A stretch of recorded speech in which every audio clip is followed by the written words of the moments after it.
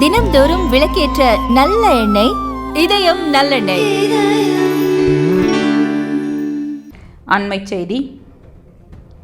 போராட்டத்தின் போது விஷம் குடித்த பகுதி நேர ஆசிரியரான கண்ணன் உயிரிழந்தார். வானகரத்தில் உள்ள மண்டபத்தில் அடைத்து வைக்கப்பட்டிருந்த ஆசிரியர்களில் ஒருவரான பெரம்பலூரைச் சேர்ந்த கண்ணன் விஷம் அருந்தி தற்கொலைக்கு முயன்றார். சென்னை கீழ்ப்பாக்கம் அரசு மருத்துவமனையில் அனுமதிக்கப்பட்டிருந்த பகுதி நேர ஆசிரியரான கண்ணன் சிகிச்சை பலனின்றி உயிரிழந்தார்.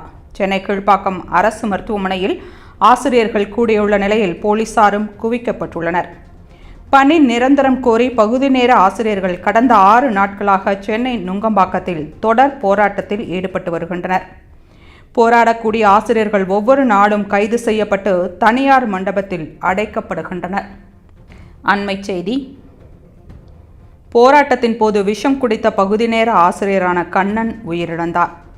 வானகரத்தில் உள்ள மண்டபத்தில் அடைத்து வைக்கப்பட்டிருந்த ஆசிரியர்களில் ஒருவரான பெரம்பலூரைச் சேர்ந்த கண்ணன் விஷம் அருந்தி தற்கொலைக்கு முயன்றார்.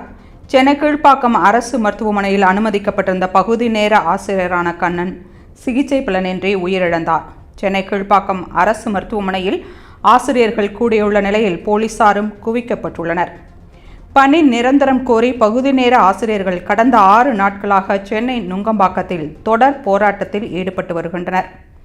போராடக்கூடிய ஆசிரியர்கள் ஒவ்வொரு நாளும் கைது செய்யப்பட்டு தனியார் மண்டபத்தில் அடைக்கப்படுகின்றனர். அண்மை செய்தி. போராட்டத்தின் போது விஷம் குடித்த பகுதி நேர ஆசிரியரான கண்ணன் உயிரிழந்தார். வானகரத்தில் உள்ள மண்டபத்தில் அடைத்து வைக்கப்பட்டிருந்த ஆசிரியர்களில் ஒருவரான பெரம்பலூரைச் சேர்ந்த கண்ணன் விஷம் அருந்தி தற்கொலைக்கு முயன்றார்.